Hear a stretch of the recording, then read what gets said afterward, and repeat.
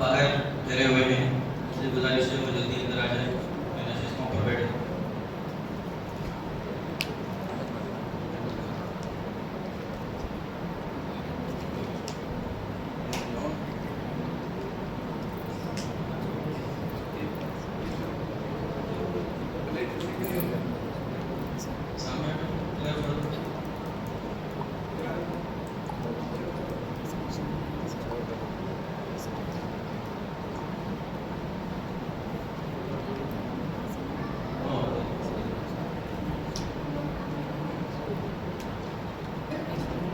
آپ لوگوں کو ایک خالی پیپر دیا جا رہا ہے، ایک ترتیب سے اس پیپر میں اپنا نام، اپنے والد کا نام اور آپ کی ایج یہ لکھتے ہوئے ایک دوسروں کو پاس کرتے رہیے، اس سے آخر تک جائے گا پیپر۔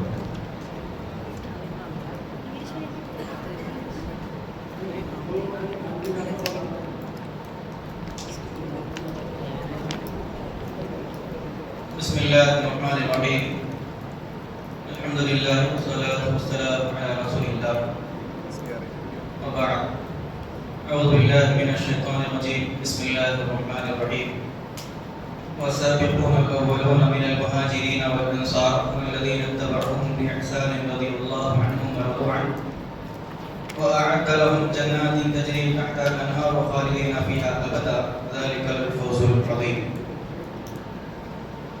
قال الله عز وجل رب اشرح لي صدري ويسر لي أمري واحلل عقدة من لساني يفقهوا قولي. تمام قسم کی تعریف اللہ رب العالمین کے لیے لائق و زیبا ہے، جو ساری کائنات کا خالق، مالک، رازق اور مدبر ہے۔ سارے انبیاء علیہ السلام پر درود اور سلامتی ہو، بالخصوص نبیوں کے سردار خاتم النبیین سید المرسلین جناب محمد رسول اللہ صلی اللہ علیہ وسلم کی ذات مبارکہ مقدسہ مطہرہ۔ اللہ کے نبی صلی اللہ علیہ وسلم کا نام آنے کے بعد کیا بولنا چاہیے؟ صلی اللہ علیہ وسلم۔ ایک دو آواز ہے صرف۔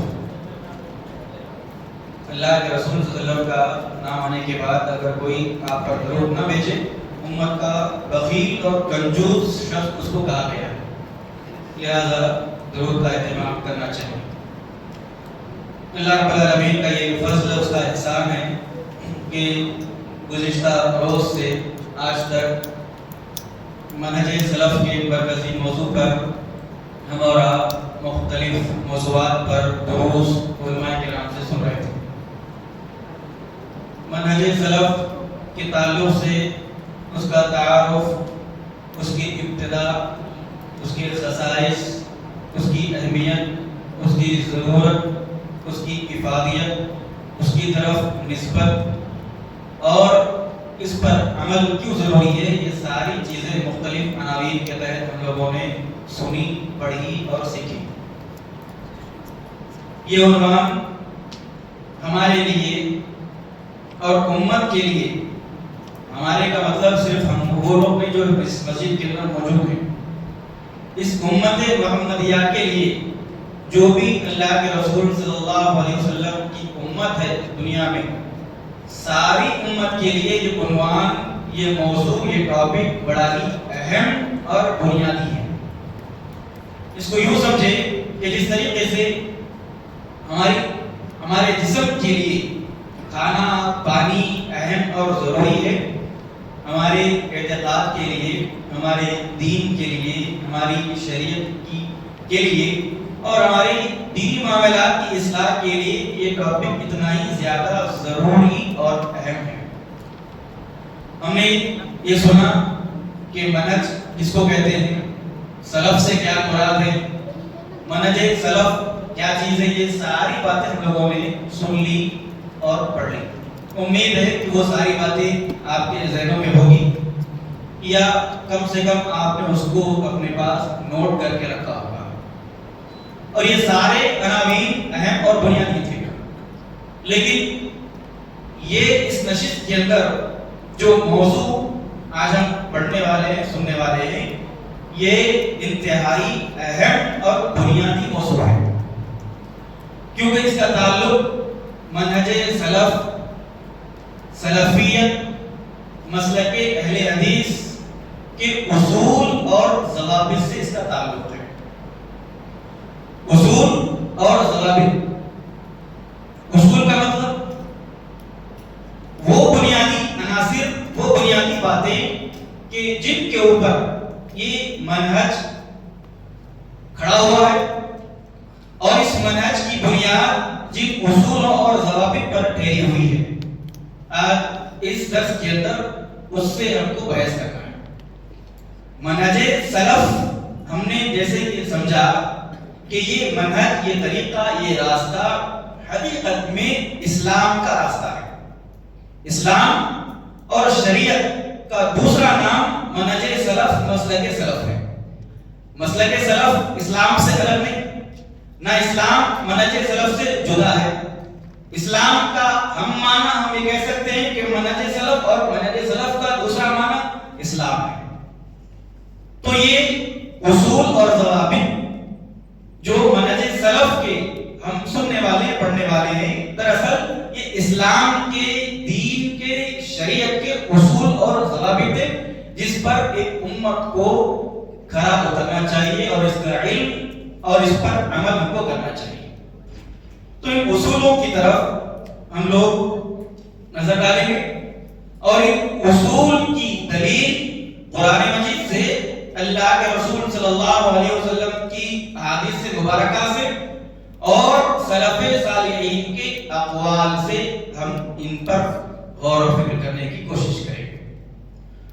تو منہج سلف کا، سلفیت کا سب سے بنیادی پہلا اصول یہ ہے، اس کو آپ لکھ لیجئے نمبر وائز. نمبر 1، پہلا نمبر کہ توحید ہی اصل عبادت ہے. بنیادی پہلا اصول یہ ہے منہج سلف کا کہ توحید ہی اصل عبادت ہے، اور اللہ نے مخلوقات کو اللہ کی عبادت ہی کے لیے پیدا کیا ہے.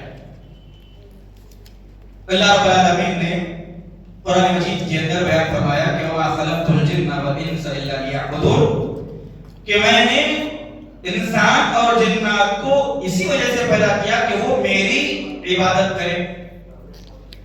دوسری جگہ اللہ نے کہا کہ فَعْلَمْ أَنَّهُ لَا إِلَهَ إِلَّا اللَّهُ وَاسْتَغْفِرْ لِذَنبِكَ وَلِلْمُؤْمِنِينَ وَالْمُؤْمِنَاتِ، کہ آپ جان لو کہ اللہ کے علاوہ کوئی معبود برحق، معبود حقیقی نہیں ہے. اس سے بات معلوم ہوئی کہ اللہ کی عبادت اس کی اصل توحید ہے، اور اللہ نے ہم کو، آپ کو، انسان اور جنات کو اللہ کی عبادت کے لیے پیدا کیا ہے. اللہ کے رسول صلی اللہ علیہ وسلم کی حدیث شریف ہے، عبادہ بن صامت رضی اللہ عنہ حدیث کے راوی ہیں، فرماتے ہیں کہ اللہ کے نبی نے فرمایا کہ جس نے اس بات کا اقرار کیا کہ اللہ کے علاوہ کوئی معبود نہیں، اللہ کے علاوہ کوئی شریک نہیں، اور اللہ کے رسول صلی اللہ علیہ وسلم اللہ کے بندے اور اس کے رسول ہیں، اور عیسیٰ علیہ السلام کے تعلق سے یہ عقیدہ رکھا کہ وہ اللہ کے نبی، اللہ کے رسول اور اس کا کلمہ ہے، اور جس نے یہ عقیدہ رکھا کہ جنت حق ہے، جہنم حق ہے، اللہ کے نبی صلی اللہ علیہ وسلم نے فرمایا کہ ادخلہ اللہ الجنہ ما کان من العمل، اس عقیدے کی بنیاد پر اللہ تعالیٰ اس کو جنت کے اندر داخل فرمائے گا. تو یہ سلفیت کا، منہج سلف کا پہلا اصول یہ ہے کہ اللہ نے مخلوق کو اپنی عبادت کے لیے پیدا فرمایا، اور عبادات کے اندر توحید ہی سب سے افضل، سب سے اول ہے. اب منہج سلف کا دوسرا اصول لکھیے کہ ایمان اور عقیدہ توحید آدمی کے دل میں جگہ کر لے، گھر کر جائے. ایمان اور عقیدہ توحید آدمی کے دل کے اندر مضبوطی سے بیٹھ جائے، گھر کر جائے، اور اس کا اظہار آدمی کے اعضاء اور جوارح سے ہو. کیونکہ ایمان اور عقیدہ آدمی کے دل کے اندر اگر مضبوط ہوگا، گھر کر جائے گا، اسی سے ہمارے اعمال کی قبولیت اللہ کے پاس مشروط ہے۔ یعنی اس کا مطلب یہ ہے کہ اگر ہمارے دل کے اندر ایمان اور عقیدہ توحید مضبوط ہوگا، تبھی جا کر ہمارا عمل اللہ کے پاس قبول کیا جائے گا۔ اور اگر کسی انسان کے دل کے اندر ایمان اور عقیدہ توحید مضبوط نہ ہو، اس کا عمل اللہ کے پاس قبولیت کا درجہ نہیں پا سکتا۔ اللہ رب العالمین نے قرآن مجید میں فرمایا کہ وَمَا أُمِرُوا إِلَّا لِيَعْبُدُوا اللَّهَ مُخْلِصِينَ لَهُ الدِّينَ حُنَفَاءَ وَيُقِيمُوا الصَّلَاةَ وَيُؤْتُوا الزَّكَاةَ وَذَلِكَ دِينُ الْقَيِّمَةِ۔ دوسری جگہ فرمایا کہ قُلْ إِنِّي أُمِرْتُ أَنْ أَعْبُدَ اللَّهَ مُخْلِصًا لَهُ الدِّينَ، کہ ایمان اور اخلاص کے ساتھ آدمی کا عمل اللہ کے پاس قبول ہوگا، مقبول ہوگا۔ امام ابن قیم رحمہ اللہ نے لکھا کہ فَأَعْظَمُ أَسْبَابِ شَرْعِ الصَّدْرِ التَّوْحِيدُ، کہ توحید اگر آدمی کے دل کے اندر مضبوط ہو جائے، گھر کر جائے، تو اللہ تعالیٰ اس کے دل کو مطمئن کرتا ہے، شرح صدر اس کا ہوتا ہے۔ یعنی آدمی کا دل مطمئن ہوتا ہے، اپنی زندگی کے اندر وہ سکون پاتا ہے، اللہ کی سکینت اس پر نازل ہوتی ہے، اطمینان اور چین اس کی زندگی میں اس کو ملتا ہے، زندگی کے بعد بھی اس کو اطمینان اور چین نصیب ہوتا ہے۔ لیکن اگر آدمی توحید کو چھوڑ کر شرک کے اندر مبتلا ہو جائے تو شرک آدمی کے دل میں تنگی پیدا کرتا ہے۔ مشرک آدمی کبھی دل کا سکون، دل کا حقیقی چین نہیں پا سکتا۔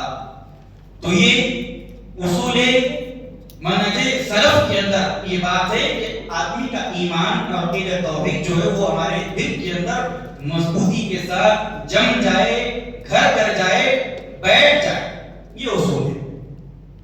منہج سلف کا تیسرا اصول یہ ہے کہ توحید کی 3 قسمیں ہیں۔ منہج سلف کا تیسرا اصول یہ ہے کہ توحید 3 قسموں پر مشتمل ہے۔ پہلی توحید ربوبیت، دوسری توحید الوہیت، اور تیسری توحید اسماء و صفات۔ یہ توحید کی 3 قسمیں قرآن مجید سے، اللہ کے رسول صلی اللہ علیہ وسلم کی احادیث سے، صحابہ کرام اور سلف صالحین کے اقوال سے منقول ہیں۔ توحید کی یہ 3 قسمیں، توحید ربوبیت، توحید الوہیت، توحید اسماء و صفات، ان 3 قسموں کو ماننا اور اس پر عمل پیرا ہونا یہ ہمارے ایمان کی بنیادی شرط ہے۔ 3 قسمیں، ربوبیت کا مطلب کیا ہے کہ اللہ تعالیٰ کو کائنات کا رب اور پالنہار تسلیم کرنا توحید ربوبیت ہے۔ توحید الوہیت کہ اللہ تعالیٰ ہی ساری عبادتوں کا مستحق ہے، عبادات کے لائق ہے، اکیلا معبود ہے، یہ الوہیت ہے۔ اور اسماء و صفات کا مطلب یہ ہے کہ اللہ نے جو اسماء و صفات قرآن مجید کے اندر بتائے ہیں ان پر ایمان رکھنا، یہ توحید کی 3 بنیادوں پر ایمان رکھنا یہ بھی منہج سلف کا ایک اصول ہے۔ سورہ فاتحہ کی ابتدائی آیات کے اندر توحید کی یہ 3 قسموں کی دلیل ہم کو ملتی ہے۔ الحمدللہ رب العالمین الرحمن الرحیم۔ الحمد للہ، اللہ کے نام کے اندر ہی توحید الوہیت کی دلیل ہے۔ اللہ کا جو نام ہے، لفظ جلالہ جو ہے، اسی لفظ کے اندر توحید الوہیت کی دلیل ہے، یعنی الہ، معبود برحق جو ہے وہ اللہ ہے۔ الحمدللہ رب العالمین، سارے جہانوں کا رب، اس کے اندر توحید ربوبیت کی دلیل ہم کو ملتی ہے، یعنی اللہ ساری کائنات کا، جہانوں کا رب ہے، پالنے والا ہے۔ الرحمن الرحیم، اللہ کے اسماء، اللہ کے صفات ہیں، اس سے اسماء و صفات کی دلیل ہم کو ملتی ہے۔ تو ان توحید کی 3 اقسام کو ماننا یہ بھی منہج سلف کا ایک اصول ہے. منہج سلف کا چوتھا اصول یہ ہے کہ اللہ تعالیٰ کے جو نام اللہ نے بتائے، اسماء و صفات جو اللہ کے ہیں، ان اسماء ان صفات پر مکمل طریقے سے ایمان رکھنا. اس بات کو اچھی طریقے سے سنیے آپ کہ اللہ کے اسماء اور صفات پر مکمل طریقے سے ایمان رکھنا یہ اصول ہے. اللہ کے اسماء و صفات پر مکمل طریقے سے ایمان رکھنا. کیسا ایمان؟ ایسا ایمان کہ نہ اس میں کسی قسم کی تحریف ہو، نہ اس میں کسی قسم کی تمثیل ہو، نہ اس میں کسی قسم کی تکییف ہو، نہ اس میں کسی قسم کی تعطیل ہو. یہ چار چیزوں سے ہٹ کر اللہ کے اسماء و صفات پر مکمل ایمان رکھنا. تحریف کا مطلب کیا ہے؟ تبدیلی. مثال کے طور پر اللہ نے اپنی ایک صفت بیان کی، الرحمن، رحم کرنے والا اللہ رب العالمین ہے. رزاق اللہ رب العالمین کی صفت ہے. خبیر، سمیع، بصیر، سننے والی ذات، دیکھنے والی ذات اللہ کی صفت ہے.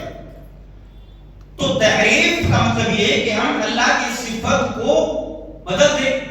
یعنی اللہ نے بیان کیا کہ تبارک الذی بیدہ الملک، اللہ نے کہا کہ بابرکت وہ ذات جس کے ہاتھ میں بادشاہت ہے. اب ہاتھ کا معنی ہاتھ نہ کر کے قبضہ کرنا، قدرت کرنا، یہ تحریف ہے اللہ کے اسماء و صفات کے اندر. تو یہ تحریف بھی نہیں ہونی چاہیے.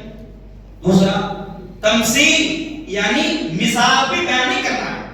اللہ نے کہا کہ اللہ کے ہاتھ ہے، اللہ کا ہاتھ ہے، بس اس پر ہمارا ایمان. اللہ نے کہا کہ اللہ کی پنڈلی ہے، ہمارا ایمان ہو کہ اللہ کی پنڈلی ہے. اللہ نے کہا کہ اللہ سنتا ہے، ہمارا ایمان ہونا چاہیے کہ اللہ سنتا ہے. اللہ نے کہا کہ اللہ عرش پر مستوی ہے، ہمارا ایمان ہے کہ اللہ عرش پر مستوی ہے.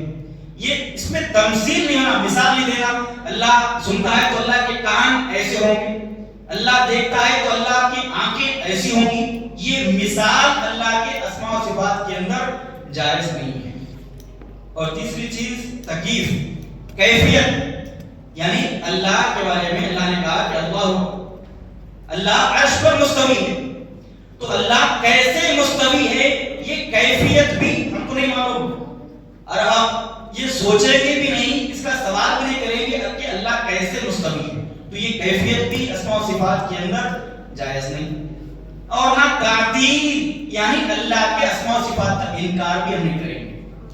اللہ نے جو اسماء و صفات ہم کو بتائے ہیں ان پر مکمل ایمان اور عقیدہ رکھنا یہ منہج سلف کا ایک اصول ہے. اللہ رب العالمین نے قرآن مجید کے اندر کہا کہ لیس کمثلہ شیء وهو السمیع البصیر. اللہ کے علاوہ کوئی چیز نہیں ہے اللہ کی طرح. اللہ کے مثال، اللہ کی مثیل، اللہ کی جیسی کوئی چیز نہیں ہے کائنات کے اندر. امام ابن تیمیہ رحمہ اللہ نے لکھا کہ اللہ تعالیٰ نے جو اوصاف اللہ نے اپنے لیے بتائے ہیں ان کو ثابت کرنا اور مخلوق سے اس کی تشبیہ نہ دینا، یہ اصول منہج سلف ہے. منہج سلف کا اصول یہ ہے کہ اللہ نے جیسے اسماء و صفات اپنے بتائے ہیں ان کو اسی طریقے سے ہم اس پر ایمان رکھیں گے. امام مالک رحمہ اللہ کا اس معاملے کے اندر ایک مشہور قول ہے کہ الاستواء معلوم والکیف مجہول والسؤال عنہ بدعہ والایمان بہ واجب. یعنی اسماء و صفات کے اندر امام مالک کا یہ قول جو ہے بنیاد کی حیثیت رکھتا ہے. چار باتیں امام مالک نے بیان فرمائی کہ الاستواء معلوم، اللہ نے کہا کہ اللہ عرش پر مستوی ہے، ہم کو معلوم ہے کہ اللہ عرش پر مستوی ہے، بس اس پر ایمان رکھنا، مستوی ہے اللہ. والکیف مجہول، یہ نہیں معلوم کہ کیسے مستوی ہے اللہ تعالیٰ عرش پر، یہ ہم کو نہیں معلوم. پھر کہا کہ والایمان بہ واجب، مگر اس پر ایمان رکھنا واجب ہے ہمارے لیے کہ اللہ عرش پر مستوی ہے. اللہ مستوی ہے یہ معلوم ہے، کیسے مستوی یہ نہیں معلوم، لیکن پھر بھی اس پر ایمان رکھنا واجب ہے.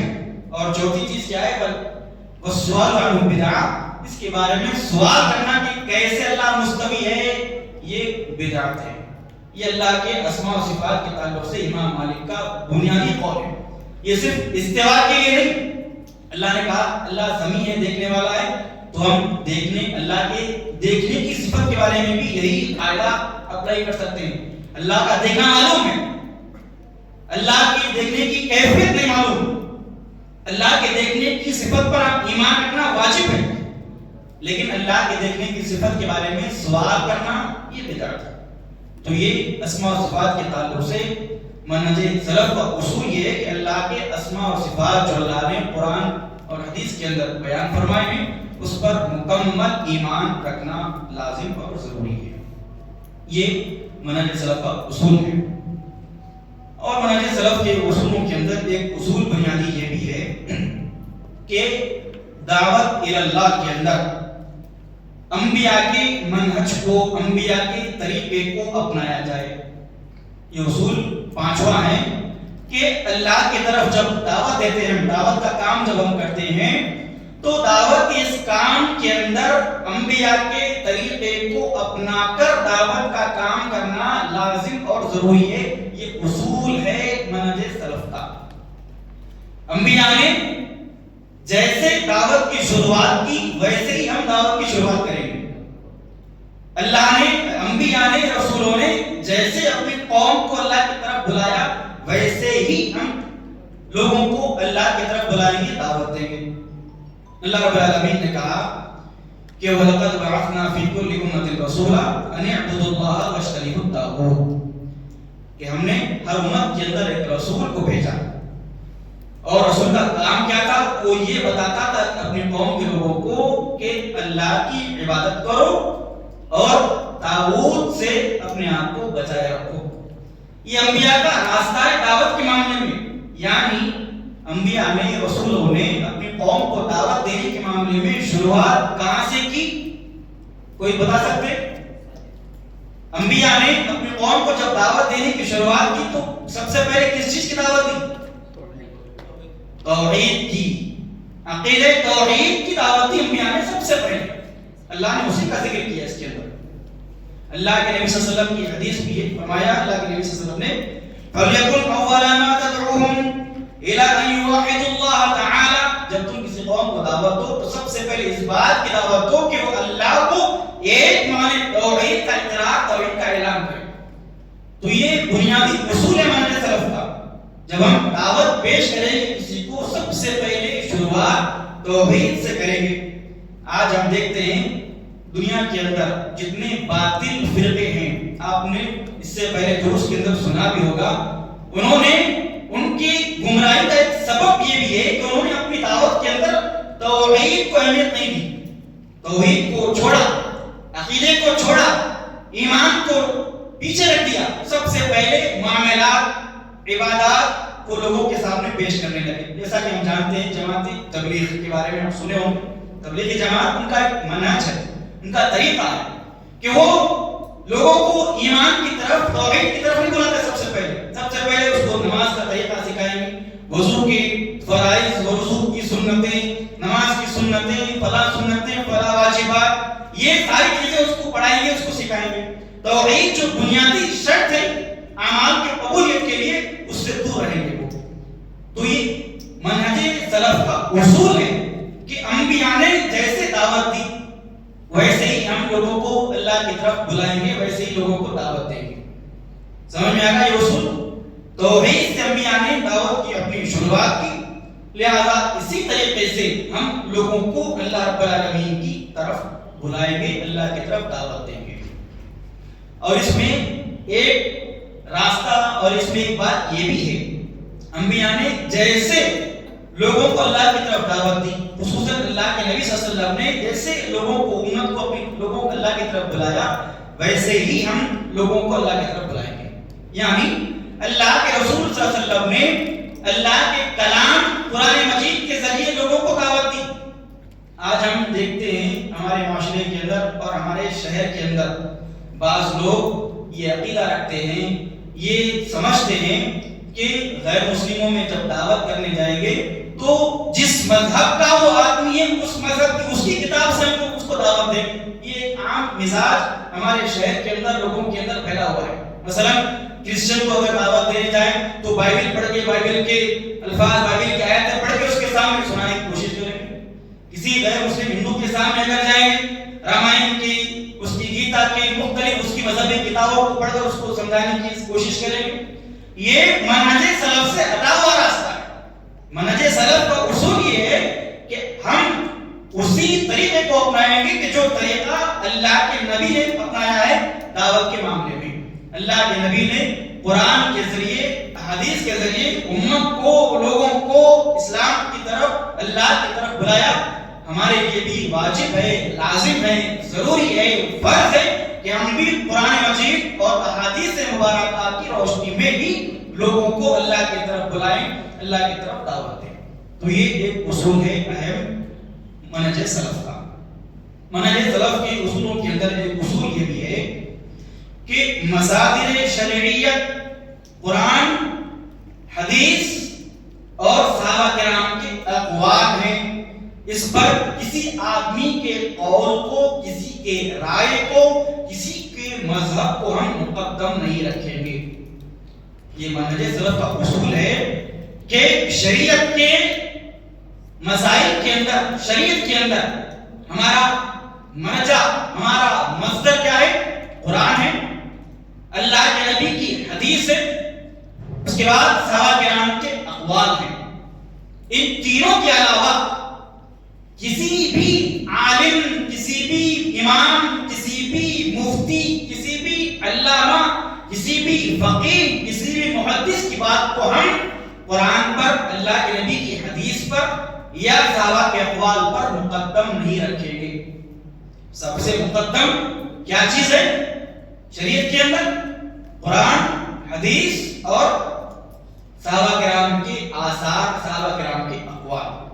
اللہ رب العالمین نے قرآن مجید کے اندر بیان فرمایا کہ وَمَا اخْتَلَفْتُمْ فِيهِ مِنْ شَيْءٍ فَحُكْمُهُ إِلَى اللَّهِ ذَلِكُمُ اللَّهُ رَبِّي عَلَيْهِ تَوَكَّلْتُ وَإِلَيْهِ أُنِيبُ. کہ جب تم کسی چیز میں اختلاف کرو تو اللہ کے حکم کی طرف آ جاؤ, یعنی قرآن مجید کی طرف آ جاؤ. پھر کہا کہ قُلْ إِن كُنتُمْ تُحِبُّونَ اللَّهَ فَاتَّبِعُونِي يُحْبِبْكُمُ اللَّهُ وَيَغْفِرْ ذُنُوبَكُمْ وَيَغْفِرْ لَكُمْ ذُنُوبَكُمْ وَاللَّهُ غَفُورٌ رَحِيمٌ. کہ جب اگر تم کو اللہ تعالیٰ سے محبت ہے تو میری اطاعت کرو. اللہ کے نبی کو اللہ نے کہا کہ امت کو آپ کہیے اگر تم اللہ سے محبت کرتے ہو تو میری اطاعت کرو. یعنی قرآن دین کا اصل مرجع ہے, حدیث دین کا اصل مرجع ہے, اس کے بعد صحابہ کرام کے اقوال دین کا اصل مرجع ہے. اس کے علاوہ, اس کے ہوتے ہوئے کسی کے امام کی بات کو, کسی کے قول کو اگر ہم آگے رکھتے ہیں تو یہ منہج سلف یعنی اسلام سے گمراہی کا سبب بنتا ہے آدمی کے لیے. علامہ ابن تیمیہ رحمہ اللہ نے فرمایا, لکھا کہ فمن بنى الكلام في العلم على الكتاب والسنة والآثار المأثورة عن السابقين فقد أصاب طريق النبوة. کہ جو آدمی دین کا علم حاصل کرنے کے لیے قرآن کو پڑھے, حدیث کو پڑھے, صحابہ کرام کے اقوال کو اگر پڑھے تبھی وہ آدمی نبوی راستے کو پائے گا. جو آدمی دین کے علم کو حاصل کرنے کے لیے قرآن, نبی کی حدیث, صحابہ کے اقوال کو پڑھتا ہے وہی آدمی نبوی راستے کو پائے گا, نبوی راستے کو حاصل کرے گا. سمجھے؟ اللہ کے نبی صلی اللہ علیہ وسلم کی بے شمار حدیثیں ہیں اس کے اندر سنت کو اپنانے کے تعلق سے. فرمایا کہ علیکم بسنتی وسنت الخلفاء الراشدین المہدیین وعضوا علیہا بالنواجذ. کہ تم میری سنت کو لازم پکڑو, میرے بعد میرے صحابہ کرام کی خلفاء راشدین کی سنت کو لازم پکڑو, مضبوطی کے ساتھ سنت کو پکڑو. یعنی قرآن کو مضبوطی کے ساتھ تھامے رہنا, اللہ کے نبی کے احادیث کو مضبوطی کے ساتھ تھامے رہنا اور صحابہ کرام کے اقوال کو مضبوطی کے ساتھ پکڑنا, یہ بھی منہج سلف کا ایک اہم اصول ہے.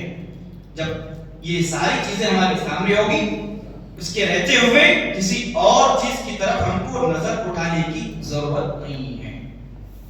منہج سلف کا ایک اور اصول یہ ہے, یہ آپ کو یہ تو معلوم ہوا کہ اللہ کی کتاب قرآن, نبی کی سنت, حدیث, صحابہ کے اقوال کو ہم مضبوطی سے تھامیں گے شریعت کے معاملے کے اندر، ہر معاملے میں۔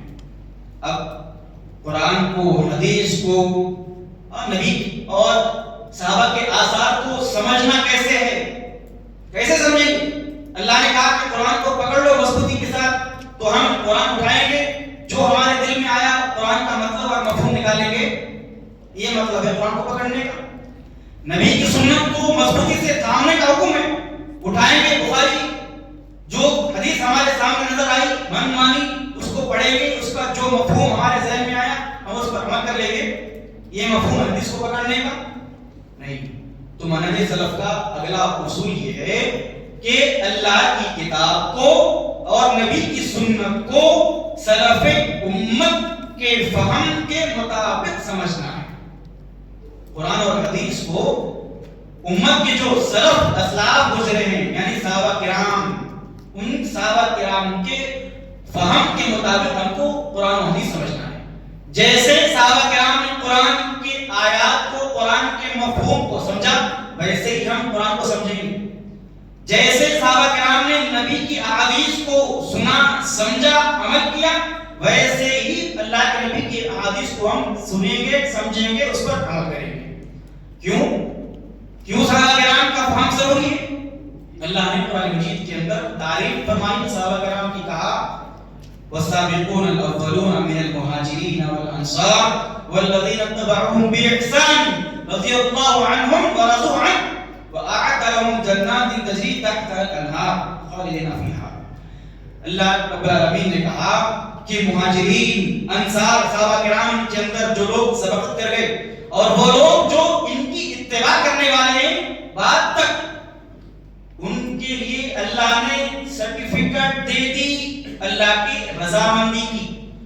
صحابہ کرام کے پاس اللہ کی رضامندی کی سند ہے، سرٹیفکیٹ ہے کہ اللہ تعالیٰ ان سے راضی ہو گیا اور اللہ ان کو جنتوں کے اندر داخل کرے گا۔ یہ سرٹیفکیٹ، یہ ضمانت اللہ کی صحابہ کرام کے پاس موجود ہے۔ اس وجہ سے صحابہ کرام کی اتباع کرنا ہمارے لیے لازم اور ضروری ہے۔ صحابہ کرام نے اللہ کے نبی سے براہ راست قرآن کو سنا، انہوں نے دیکھا کہ کیسے اللہ کے نبی پر وحی آئی، کن حالات میں وحی آئی، قرآن کی جو آیت نازل ہوئی اس کا شان نزول کیا تھا، اللہ کے نبی نے جو حدیث، جو احکام بیان کیے وہ صحابہ کرام کو بیان کیے۔ صحابہ کرام نے اللہ کے نبی کے سامنے ان چیزوں پر عمل کر کے دکھلایا۔ گویا صحابہ کرام کی جو جماعت ہے وہ گواہ ہیں کہ اللہ نے اللہ کے نبی پر دین نازل فرمایا اور اللہ کے نبی نے اپنی امت کو وہ دین سکھلایا۔ تو جیسے صحابہ کرام نے اللہ کے نبی سے دین لیا، سیکھا، سمجھا، اس پر عمل کیا، ہمارے لیے بھی لازم ہے کہ ہم بھی صحابہ کرام کی طرح ہی دین کو سمجھیں، اس پر عمل کریں۔ اللہ کے رسول صلی اللہ علیہ وسلم کی حدیث سے فرمایا اللہ کے نبی صلی اللہ علیہ وسلم نے کہ النجوم امانۃ للسماء فاذا ذهبت النجوم اتى السماء ما توعد وانا امانۃ لاصحابي فاذا ذهبت فاتى اصحابي ما يوعدون، فرمایا واصحابي امانۃ لامتی فاذا ذهب اصحابي اتى امتی ما يوعدون۔ اللہ کے نبی نے ایک مثال دی، کہا کہ یہ آسمان کے اوپر جو ستارے ہیں، یہ جو تارے ہم دیکھتے ہیں رات میں، ستارے آسمان کے اوپر، یہ ستارے آسمان کی حفاظت کا ذریعہ ہیں۔ اگر یہ ستارے ختم ہو جائیں گے، ٹوٹ جائیں گے، تو آسمان کے تعلق سے اللہ نے جو وعدہ کیا ہے کہ وہ آسمان ختم ہو جائے گا، ستاروں کے ختم ہونے کے بعد آسمان بھی ختم ہو جائے گا۔ پھر اللہ کے نبی نے کہا کہ میرا وجود صحابہ کرام کے لیے حفاظت کا ذریعہ ہے، یعنی اللہ کے نبی جب تک دنیا میں موجود تھے صحابہ کرام بہت ساری چیزوں سے محفوظ تھے۔ فرمایا اللہ کے نبی نے کہ میرا وجود صحابہ کرام کے لیے حفاظت کا ذریعہ ہے، میں جب دنیا سے چلا جاؤں گا پھر جو تقدیر میں اللہ نے صحابہ کرام کے لکھا وہ ساری چیزیں صحابہ کرام کے سامنے آئیں گی، یعنی شر آئے گا، فتنے آئیں گے دنیا کے اندر، بہت ساری چیزیں صحابہ کرام کی زندگیوں میں اللہ کے نبی کے بعد آئیں۔ پھر اللہ کے نبی نے کہا کہ میرے صحابہ کرام اس دنیا کے لیے، اس امت کے لیے حفاظت کا ذریعہ جب میرے صحابہ کرام دنیا سے چلے جائیں گے میری امت پر وہ ساری چیزیں آئیں گی جس کا اللہ نے وعدہ کیا. یعنی صحابہ کرام امت محمدیہ کے لیے حفاظت کا ذریعہ ہیں. جب تک صحابہ کرام کی سمجھ، صحابہ کرام کی فہم، ان کا منہج، ان کا طریقہ، ان کا عقیدہ، ان کا راستہ دنیا میں موجود ہوگا امت محفوظ رہے گی. جب ہم صحابہ کرام کے منہج سے ہٹیں گے، صحابہ کے طریقے سے دور جائیں گے، پھر شر، فساد، فتنے کے اندر ہم مبتلا ہو جائیں گے. اسی لیے دین کو سمجھنے کے لیے صحابہ کرام کی فہم لازم ہے، ضروری ہے.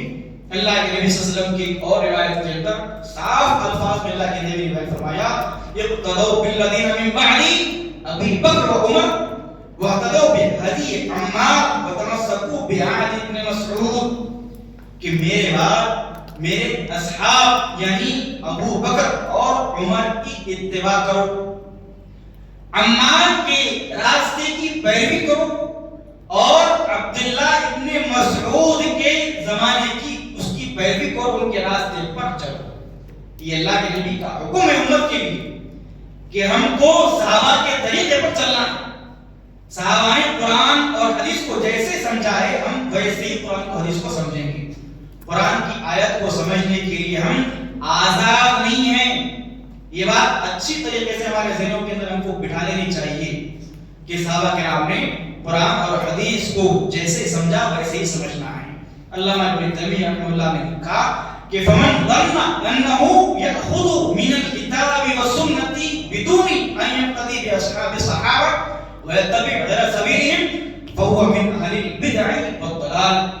علامہ ابن تیمیہ نے کہا کہ جو آدمی قرآن اور حدیث کے طریقے کو، قرآن اور حدیث کو صحابہ کرام کے طریقے پر نہیں سمجھتا، انہوں نے لکھا کہ وہ آدمی اس کی گمان میں تو وہ یہ سوچتا ہے کہ اس نے قرآن و حدیث پر عمل کیا، لیکن حقیقت میں وہ آدمی جو صحابہ کرام کے طریقے پر قرآن و حدیث کو نہ سمجھے وہ بدعتی ہے اور وہ گمراہ ہے. کتنی بڑی اور اہم بات ہے. جو صحابہ کرام کے منہج کو، صحابہ کرام کے فہم کو سمجھ کر قرآن و حدیث کو نہیں سمجھے گا وہ بدعتوں کے اندر مبتلا ہوگا اور گمراہی کے اندر مبتلا ہوگا. تو یہ منہج سلف کا اصول ہے کہ قرآن و حدیث کو منہج صحابہ کے فہم کے مطابق ہم کو سمجھنا ہے. اس کے بعد منہج سلف کے اصولوں کے اندر ایک اصول یہ بھی ہے کہ جماعت کو لازم پکڑنا ہے اور مسلمانوں کے حاکم اس کی اطاعت کرنا ہے جب تک کہ وہ حاکم لوگوں کو گناہ کا حکم نہ دے. یہ بھی امت کے منہج سلف کا ایک اصول ہے کہ ہم جماعت کو لازم پکڑ لیں. جماعت وہ جو قرآن اور حدیث پر قائم اور موجود ہے، جماعت کو لازم پکڑ لیں. اور جماعت کا جو امام ہے، امیر ہے، اس کی اطاعت بھی ہم پر لازم ہے. کب تک لازم ہے امام کی اطاعت؟ جب تک کہ ہم کو وہ گناہ کا حکم نہیں دیتا اس وقت تک ہم اس کی اطاعت کریں گے. اللہ رب العالمین نے فرمایا کہ یا ایھا الذین آمنوا اطیعوا اللہ واطیعوا الرسول واولی الامر منکم، کہ ایمان والو اللہ کی، اللہ کے رسول کی اور تمہارے جو امراء ہیں، ذمہ دار ہیں، ان کی تم اطاعت کرو. اللہ کے نبی صلی اللہ علیہ وسلم کا ایک لازمی حکم ہے کہ امیر کی اطاعت لازم ہے ہمارے اوپر. امیر کے بغیر نہیں رہ سکتے. یہاں تک کہ سفر کے اندر بھی اللہ کے نبی صلی اللہ علیہ وسلم نے فرمایا اذا کان ثلاثۃ فی سفر فلیؤمروا احدهم، اگر تم لوگ 3 لوگ بھی اگر کہیں سفر میں جا رہے ہیں، اللہ کے نبی نے کہا کہ وہ 3 لوگ بھی اپنے میں سے کسی ایک کو اپنا امیر بنا لیں. تو امیر کے بغیر، جماعت کے بغیر انسان کا رہنا ہلاکت اور گمراہی کا سبب بنتا ہے. تو جماعت کو لازم پکڑنا اور امیر کی اطاعت کرنا یہ بھی منہج سلف کے اصولوں میں سے ایک اصول ہے. اور منہج سلف کے اصولوں میں سے ایک اصول یہ بھی ہے کہ بدعت سب سے خطرناک، سب سے بھیانک چیز ہے. یہ اصول ہے منہج سلف کا کہ بدعت سب سے خطرناک اور سب سے بھیانک چیز ہے. بدعت سے اور بدعتی سے آگاہ ہم کو رہنا چاہیے. بدعت کے بارے میں سلف نے بڑی خطرناک طریقے سے امت کو تنبیہ کی کہ بدعت بہت خطرناک چیز ہے. اللہ کے نبی صلی اللہ علیہ وسلم کی خطبہ مسنہ کے اندر بار بار اللہ کے نبی صلی اللہ علیہ وسلم ان الفاظ کو خطبے کے اندر پڑھتے تھے جو جمعے کے اندر عام طور پر سنتے ہیں. کیا ہے؟ اما بعد فإن خير الحديث كتاب الله وخير الهدي هدي محمد صلی اللہ علیہ وسلم. کہ سب سے بہترین کتاب اللہ کی کتاب ہے, سب سے بہترین ہدایت اللہ کے رسول صلی اللہ علیہ وسلم کی ہدایت ہے. پھر فرمایا وشر الامور محدثاتها وكل محدثة بدعة وكل بدعة ضلالة وكل ضلالة في النار. سب سے بری چیز دین کے اندر یہ ہے کہ آدمی دین میں اپنی جانب سے نئی چیزوں کو بنا لے. بدعت کا ایجاد کرنا دین کے اندر سب سے بری چیز ہے. اور اللہ کے نبی نے کہا کہ وَكُلُّ بِدْعَةٍ ضَلَالَةٍ, ہر بدعت آدمی کو گمراہ کرنے والی ہے اور ہر گمراہی آدمی کو جہنم کی آگ تک پہنچانے والی ہے. اس کا سیدھا مفہوم یہ ہے کہ بدعت آدمی کو جہنم کی آگ میں پہنچانے کا سبب بنتا ہے. اسی لیے بدعت کے بارے میں یہ عقیدہ, یہ اعتقاد رکھنا کہ بدعت بڑی خطرناک چیز ہے, بڑی بھیانک چیز ہے. اللہ کے نبی صلی اللہ علیہ وسلم نے بیان فرمایا من احدث فی امرنا ھذا ما لیس فیہ فہو رد. اس شریعت کے اندر جو چیز موجود نہیں ہے اس شریعت میں کسی چیز کا اضافہ اگر کوئی کرے گا وہ مردود ہے, اس کو کوئی قبول نہیں کرے گا, مردود ہے. اللہ کے نبی صلی اللہ علیہ وسلم کی ایک اور روایت طبرانی کی صحیح روایت ہے ان اللہ حجب التوبۃ عن صاحب کل بدعہ, اللہ تعالی توبے کا دروازہ روک دیتا ہے بدعت کرنے والے آدمی کے لیے. یعنی جو آدمی جان بوجھ کر بدعتوں کو ایجاد کرتا ہے, بدعتوں کو لوگوں میں رواج اس کا عام کرتا ہے, اللہ تعالیٰ اس سے توبہ کا دروازہ بھی دور کر دیتا ہے. کتنی بھیانک, کتنی بڑی بات ہے. آدمی کو توبہ کی توفیق اگر نہ ملے اس کی ہلاکت اور بربادی لازم اور ضروری ہے, اس میں کسی قسم کا شک و شبہ نہیں. تو یہ بدعت بڑی خطرناک چیز ہے. علامہ ابن تیمیہ رحمۃ اللہ نے سفیان ثوری رحمہ اللہ سے قول نقل فرمایا, کہا کہ ان البدعۃ احب الى ابلیس من المعصیہ لان البدعۃ لا یتاب منها والمعصیہ یتاب منها. کہا کہ شیطان کے نزدیک بدعت گناہ سے زیادہ محبوب ہے. شیطان کو بدعت, شیطان لوگوں کو گناہ میں ڈال کر اتنا خوش نہیں ہوتا جتنا لوگوں کو بدعت میں ڈال کے خوش ہوتا ہے. کیوں؟ اس کی وجہ کیا ہے؟ آدمی اگر گناہ کرتا ہے تو بعد میں اس کو گناہ کا احساس ہوتا ہے, وہ گناہ سے اللہ کے پاس توبہ کر لے گا. لیکن جو آدمی بدعت کے اندر مبتلا ہے وہ آدمی کبھی بدعت سے توبہ نہیں کرتا, اس کو معلوم نہیں ہوتا کہ وہ آدمی بدعت میں گمراہی کے راستے پر ہے. اسی لیے شیطان کے نزدیک بدعت زیادہ محبوب ہے. اس کو گناہ میں ڈالنے کے بجائے آدمی کو وہ بدعتوں کے اندر ڈالتا ہے, یہ زیادہ محبوب ہے شیطان کے نزدیک. تو بدعت یہ بڑی بھیانک اور بڑی خطرناک چیز ہے. اور بدعتوں کے تعلق سے, بدعتوں کے معاملے میں ایک بات عام طور پر ہم کو لوگوں سے, دوسرے غیر منہجی لوگوں سے سننے میں آتی ہے. وہ یہ کہتے ہیں کہ کیا اہل حدیث ہر بات کو بدعت بولتے, ہر بات کو, ہر چیز کو بدعت بولتے. پھر تم گاڑی پہ سوار ہو رہے, یہ بدعت نہیں ہے کیا؟ اچھا لباس پہن رہے, جبہ پہن رہے, کرتا پہن رہے, جوتے پہن رہے, چپل پہن رہے, ایسیوں میں رہ رہے, عالیشان بنگلوں میں رہ رہے, یہ بدعت نہیں ہے کیا؟ اس طریقے سے گمراہ کرنے کی کوشش کی جاتی ہے لوگوں کو بدعت کے نام پر. حالانکہ وہ لوگ بدعت کی تعریف سے ہی ناواقف ہیں. بدعت کا مفہوم, بدعت کی تعریف کیا ہے کہ ثواب کی نیت سے دین کے اندر وہ کام کرنا جو کام کے اللہ کے نبی نے نہ بتایا ہو, نہ اللہ نے اس کا حکم دیا. کس نیت سے؟ ثواب کی نیت سے. اب ہم گاڑی پہ بیٹھ کے جا رہے ہیں, ثواب کی نیت سے جا رہے ہیں. کیا میرے کو گاڑی پہ بیٹھے تو ثواب ملے گا, ایکٹیوا پہ بیٹھے تو اللہ میرے کو 20 دے دے گا, اس طریقے سے اس غرض سے کوئی گاڑی پہ بیٹھتا. اے سی میں رہے گا اور میں رہوں گا تو اللہ تعالیٰ مجھ کو سو نہیں کیا لکھے گا, اس کی کوئی امید رکھتا آدمی. تو یہ بدعت کا غلط مفہوم ہم کو سمجھانے کی کوشش کی جاتی ہے.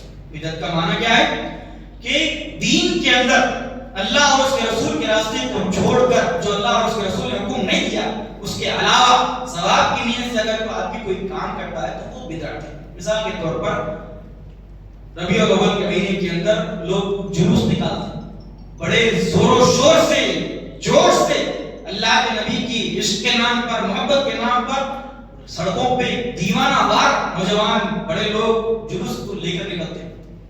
جذبہ لایا تھا اپنے دل کے اندر, میں نبی کی محبت میں نکل رہا ہوں, میں نکلوں گا اس سے نبی کی محبت ظاہر ہوگی, اللہ کے پاس اجر ملے گا, ثواب ملے گا. تو یہ بدعت ہے, یہ چیز بدعت کے اندر شامل ہے. کیوں؟ اس کا مقصد, اس کی نیت کیا ہے؟ وہ اللہ کے نبی کی محبت کا اظہار کرنا چاہتا ہے. نبی کی محبت بھی ایمان کا عمل صالح کا حصہ ہے. نبی سے محبت کریں گے اس پر بھی ہم کو اللہ کے پاس اجر اور ثواب ہے. تو بدعت کی بڑی بھیانک چیز ہے, بڑی خطرناک چیز ہے. بدعت سے اور اہل بدعت سے ہم کو بچنے کی کوشش کرنی چاہیے. اس کے بعد منہج سلف کا ایک اصول ایک یہ بھی ہے کہ اہل بدعت اہل شہوت سے زیادہ خطرناک ہیں. منہج سلف کا ایک اصول یہ ہے کہ اہل بدعت یعنی بدعت کرنے والے لوگ, بدعت پھیلانے والے لوگ, بدعتوں پر عمل کروانے والے لوگ اہل شہوت یعنی گنہگاروں سے زیادہ خطرناک ہے. اہل شہوت کا مطلب کیا؟ ایسا مسلمان جو سچا پکا مومن ہے, اس کی عقیدے کے اندر کوئی خرابی نہیں, لیکن گناہ کے اندر پڑا ہوا ہے. شراب کی عادت ہے, جوئے کی عادت ہے, زنا کر لیتا ہے, کبھی کبھی چوری کر لیتا ہے. تو ایسا اہل شہوت, ایسا گنہگار اس سے زیادہ خطرناک وہ آدمی ہے جو بدعتی ہے. یہ بڑا خطرناک ہے. گنہگار سے زیادہ خطرناک بدعتی ہے. کیوں؟ کیونکہ اللہ کے رسول صلی اللہ علیہ وسلم نے بدعتی کے تعلق سے سخت موقف اپنایا. اللہ کے نبی صلی اللہ علیہ وسلم نے بدعتی کے تعلق سے سخت موقف اپنایا. خوارج اللہ کے نبی صلی اللہ علیہ وسلم کے دور کے بدعتی ہیں. پہلے خوارج سنے ہوں گے آپ لوگ گزشتہ دروس کے اندر. انہوں نے دین کے اندر مختلف نئی نئی باتیں ایجاد کی. اللہ کے نبی صلی اللہ علیہ وسلم نے وعید سنائی خوارج کے بارے میں, کہا کہ یہ لوگ بظاہر دین پر عمل کرنے والے نظر آئیں گے, ایسے عبادت گزار ہوں گے کہ ان کی عبادات کو دیکھ کر سچے پکے مومن بھی اپنی عبادت کو کچھ بھی نہیں سمجھیں گے, اتنے زیادہ دکھنے میں عبادت گزار نظر آئیں گے. لیکن اللہ کے نبی نے کہا کہ ان کا ایمان ان کے حلق کے نیچے نہیں اترے گا, اور فرمایا کہ یہ کلاب اہل النار ہیں, جہنم کے کتے ہیں یہ لوگ. اتنی سخت وعید اللہ کے نبی کیا ہے بدعتیوں کے تعلق سے, خوارج کے تعلق سے. یہاں تک نہیں, اللہ کے نبی نے ان کے خلاف صحابہ کرام کو جنگ کرنے کا حکم دیا, خوشخبری سنائی ان لوگوں کے لیے جو ان خوارج کے خلاف جنگ کرتے ہیں, ان کے لیے بشارت سنائی گئی, خوشخبری سنائی گئی. تو یہ اللہ کے نبی نے سخت موقف اپنایا بدعتی کے لیے. لیکن وہ لوگ جو سچے پکے مومن تھے لیکن شہوت کے اندر, گناہ کے اندر, معصیت کے اندر مبتلا ہوئے, اللہ کے نبی نے ان کے لیے نرم گوشہ اپنایا. معیز الاسلمی اللہ کے نبی کے دور میں ایک صحابی تھے, سچے پکے مومن تھے. ان سے گناہ ہو گیا, زنا ان سے ثابت ہو گیا. امرے غامدیہ ایک عورت ہے, صحابیہ ہیں, ان سے بھی اللہ کے نبی کے زمانے میں زنا ہو گیا, گناہ ہو گیا. اللہ کے پاس, اللہ کے نبی کے پاس آئے, اس کا اقرار کیا, اللہ کے نبی نے ان پر حد نافذ کی, ان پر حد نافذ کر دی. لیکن اس کے باوجود اللہ کے نبی صلی اللہ علیہ وسلم نے ان کی نماز جنازہ پڑھائی. گنہگاروں کے تعلق سے اللہ کے نبی نے نرم گوشہ اختیار کیا. لیکن وہیں بدعتی کے تعلق سے کتنی مذمت, کتنی شدت اللہ کے نبی نے اختیار فرمائی. اس کی وجہ کیا ہے کہ اہل بدعت بڑے بھیانک, بڑے مہلک ہے امت کے لیے, امت مسلمہ کے لیے. اسی لیے ائمہ نے, محدثین نے لکھا کہ اہل بدعت کی نہ گواہی قبول کی جائے گی, نہ ان کے پیچھے نماز پڑھی جائے گی, نہ ان سے علم لیا جائے گا, نہ ان سے نکاح کیا جائے گا. یہ سارے معاملات اہل بدعت کے ساتھ ہم کریں گے. کیوں؟ تاکہ وہ اس گناہ کو، اس بدعت کو سمجھے اور بدعت سے دور ہو۔ تو یہ اہل بدعت اہل شہوت سے زیادہ بھیانک، زیادہ خطرناک ہیں۔ یہ بھی منہج سلف کے اصولوں کے اندر ایک اصول ہے۔ اس کے بعد منہج سلف کے اصولوں کے اندر ایک اصول جو 11واں اصول ہے وہ یہ ہے کہ کبیرہ گناہ کا مرتکب اسلام سے خارج نہیں ہوتا۔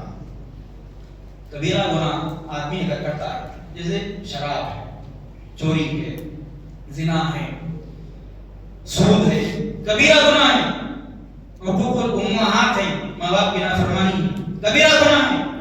لیکن کبیرہ گناہ کرنے والا، یہ ہمارا عقیدہ ہے کہ وہ اسلام سے خارج نہیں ہوتا۔ اس کے برخلاف بعض گمراہ فرقے ہیں جنہوں نے یہ سمجھا کہ کبیرہ گناہ اگر آدمی کر لیا تو اسلام سے خارج ہے، مرتد ہے، اس کو مرتد بول دیتے ہو۔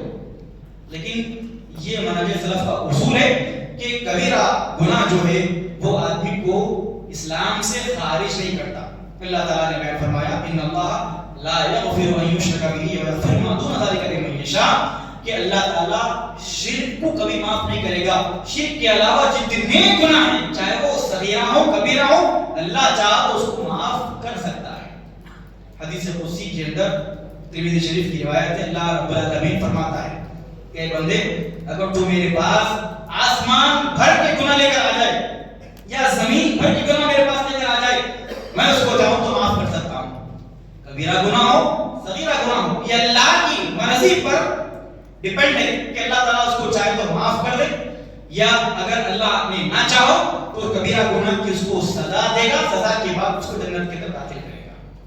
لیکن اگر جس آدمی کے دل کے اندر ذرہ برابر بھی ایمان ہے، توحید اس کے دل کے اندر موجود ہے، اور اگر وہ گناہ کر لے کبیرہ گناہ تو وہ اللہ نے چاہا تو اس کو معاف کر کے جنت میں ڈال دے، یا اگر اس کو سزا دینا چاہے تو سزا دے، سزا کے بعد دوبارہ جنت کے اندر اس کو ڈالے گا۔ تو یہ ایک اہم اصول ہے۔ اس کے بعد منہج سلف کے اصولوں کے اندر ایک اصول یہ بھی ہے کہ ایمان قول، عمل، نیت کا نام ہے، اور ایمان گھٹتا ہے اور بڑھتا ہے۔ یہ بھی منہج سلف کا ایک اصول ہے۔ ایمان جو ہے ہمارے دل کے اندر، یہ گھٹتا بھی ہے اور بڑھتا بھی ہے۔ بعض گمراہ جماعتوں نے، گمراہ فرقوں نے یہ عقیدہ رکھا کہ آدمی کا ایمان گھٹتا بڑھتا کچھ نہیں، وہ جامد رہتا ہے۔ اللہ رب العالمین نے قرآن میں کہا هو الذی انزل السکینۃ فی قلوب المؤمنین لیزدادوا ایمانا مع ایمانہم، اللہ نے مومنوں کے دلوں میں سکینت نازل فرمائی تاکہ ان کے ایمان میں اضافہ ہو، بڑھوتری ہو۔ اللہ کے نبی صلی اللہ علیہ وسلم نے مشہور روایت اللہ کے نبی صلی اللہ علیہ وسلم کی کہ من رأى منکم منکرا فلیغیرہ بیدہ فإن لم یستطع فبلسانہ فإن لم یستطع فبقلبہ ذلک اضعف الایمان۔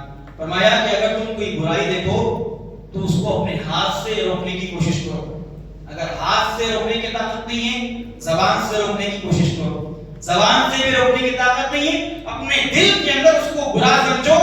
کہا کہ وذالک اضعف الایمان، یہ ایمان کا سب سے نچلا درجہ ہے۔ اس سے معلوم یہ ہوا کہ ایمان کم بھی ہوتا ہے، ایمان زیادہ بھی ہوتا ہے۔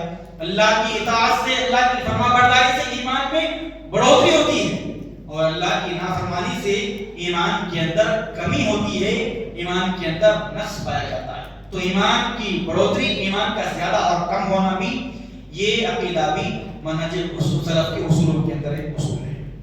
اس کے بعد منہج سلف کے اصولوں کے اندر ایک اصول یہ بھی ہے کہ الحب للہ والبغض للہ، کہ ہماری محبت اللہ کے لیے ہو، ہماری نفرت بھی اللہ کے لیے ہو۔ یہ بھی منہج سلف کا ایک اصول ہے بنیادی، کہ ہم اگر کسی سے محبت کریں تو ہماری محبت بھی اللہ کی خاطر ہو، اور اگر نفرت کریں، دشمنی کریں تو ہماری دشمنی بھی اللہ کی خاطر ہی ہو۔ اللہ رب العالمین نے کہا کہ یا ایھا الذین آمنوا لا تتخذوا اليهود والنصارى اولیاء بعضهم اولیاء بعض ومن يتولهم منکم فانه منهم ان اللہ لا یهدی القوم الظالمین، کہ ایمان والو یہودیوں کو، عیسائیوں کو اپنا دوست نہ بناؤ، یہودیوں کو، عیسائیوں کو، غیر مسلموں کو اپنا دوست نہ بناؤ۔ کیوں؟ دوست اگر بنائیں گے تو اس سے محبت ہوگی، لیکن یہ محبت اللہ کی خاطر ہوگی؟ غیر مسلم سے محبت اللہ کی خاطر ہو سکتی ہے؟ نہیں. کیوں؟ اللہ رب العالمین نے کہا کہ اللہ کی خاطر ہی ہماری محبت ہو، اللہ ہی کی خاطر ہماری نفرت اور ہماری عداوت ہو. اللہ کے نبی صلی اللہ علیہ وسلم نے ایک بیان فرمایا کہ ثلاث من کن فی وجد حلاوت الایمان، تین باتیں جس آدمی کے اندر پائی جائیں گی اس نے ایمان کی لذت کو، ایمان کے مزے کو، ایمان کی چاشنی کو، ایمان کی مٹھاس کو چکھ لیا. تین باتیں جس کے اندر پائی جائیں گی. پہلی بات کیا ہے؟ ان یکون اللہ ورسولہ احب الیہ مما سواہما. پہلی بات یہ ہے کہ اللہ اور اس کے رسول کے علاوہ اس کے دل میں کسی اور کی محبت زیادہ نہ ہو. یعنی دنیا کی ساری محبتوں سے زیادہ اس کے دل میں اللہ اور اس کے اللہ کے رسول کی محبت ہو. اور دوسری چیز کیا ہے؟ ان یحب المرء لا یحبہ الا للہ، کہ آدمی کسی آدمی سے اگر محبت کرے تو وہ صرف اللہ کی خاطر محبت کرے. اور تیسری چیز کیا ہے؟ وان یکرہ ان یعود فی الکفر کما یکرہ ان یقذف فی النار، آدمی ایمان کے بعد کفر میں لوٹنے کو ویسے ہی ناپسند کرے جیسا کہ آگ میں جلنے کو ناپسند کرتا ہے. تو اس سے معلوم ہی ہوا کہ ہماری محبت اللہ کی خاطر ہو، ہماری دشمنی بھی اللہ کی خاطر ہو. اگر کسی ہم گنہگار سے یا غیر مسلم سے محبت کرتے ہیں اور ہماری محبت اللہ کی خاطر نہیں ہوتی تو پھر اس کے اندر دنیا کے مختلف شر، فساد، فتنے اس کے اندر شامل ہو جاتے ہیں. تو الحب للہ، البغض للہ، یہ بھی منہج سلف کا ایک اہم ترین اصول ہے. اسی لیے جب ہم کسی کو ہمارا دوست چنیں، بنائے، تو ہم کو یہ بھی دیکھنا چاہیے کہ میں جس سے دوستی کر رہا ہوں وہ کس بنیاد پر دوستی کر رہا ہوں. آج ایک دوسرے سے تعلقات پیدا کرنا، دوستی کرنا آسان ہو گیا ہے بنسبت پہلے زمانے کے. پہلے تو صرف اگر ملاقات ہوتی دو بدو جب ہی ہماری دوستی ہوتی تھی. آج سوشل میڈیا ہے، انٹرنیٹ کا زمانہ ہے، ایسے طریقوں سے لوگوں سے دوستی ہوتی ہے، ان سے محبت ہوتی ہے کہ اس کا اندازہ نہیں کر سکتے. تو دوستی اور دوست بنانے کے معاملے میں احتیاط کو یہ رکھنا ہے کہ ہماری دوستی بھی اللہ کی رضا کی خاطر ہو، ہماری دشمنی بھی اللہ رب العالمین کی رضا کی خاطر ہو. اور یہی منہج سلف کا ایک بنیادی اصول ہے. اس کے بعد منہج سلف کے اصولوں کے اندر ایک اصول یہ بھی ہے کہ اہل بدعت سے علم حاصل نہیں کرنا چاہیے. علم بدعتی سے حاصل نہیں کرنا چاہیے.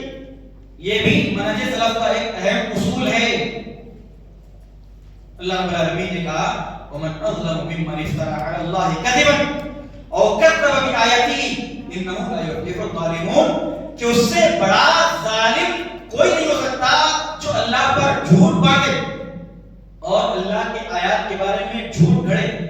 اللہ نے کہا کہ ظالم کبھی بھی کامیاب نہیں ہو سکتا. تو بدعتی حقیقت میں ظالم ہے جو اللہ پر جھوٹ باندھتا ہے، نبی پر جھوٹ باندھتا ہے. وہ باتیں جو اللہ نے، اللہ کے نبی نے نہیں بتائی، وہ لوگوں کو بتا کر نہیں کہتا ہے کہ یہ اسلام ہے، یہ دین ہے، یہ شریعت ہے، یہ طریقہ ہے. جیسا کہ چند دن پہلے ایک کلپ آیا تھا حیدرآباد کے مشہور عالم کا، جھنڈے، کنڈے، نیاز اور رسم و رواج، درگاہوں پر جانا، ان کے عرس کرنا، ان کے اس کے پکے ہوئے کھانے کھانا، یہ ساری چیزوں کو اس نے کہا کہ اللہ کی قسم یہی ایمان، یہی اسلام ہے. اس نے کہا بے باک انداز میں دعویٰ کرتے ہوئے کہا کہ نظر و نیاز کرنا، قبروں پہ جانا، وہاں کا جھوٹا کھانا، عرس کرنا، میلے منانا، ان پر چادر چڑھانا، اللہ کی قسم یہی اسلام ہے، یہ اس کا دعویٰ ہے. تو یہ کتنا بڑا جھوٹ ہے اللہ پر، اللہ کے نبی پر. اسی لیے اللہ نے کہا کہ بدعتی سے بڑا ظالم اللہ کی نظر میں کوئی نہیں. اور یہ ظالم کبھی اللہ نے کہا انہو لا یفلح الظالمون، کبھی ظالم اللہ کے پاس کامیاب نہیں ہو سکتا. تو بدعتی جو کہ ظالم ہے اور جھوٹا ہے، اس سے کبھی علم حاصل نہیں کرنا چاہیے.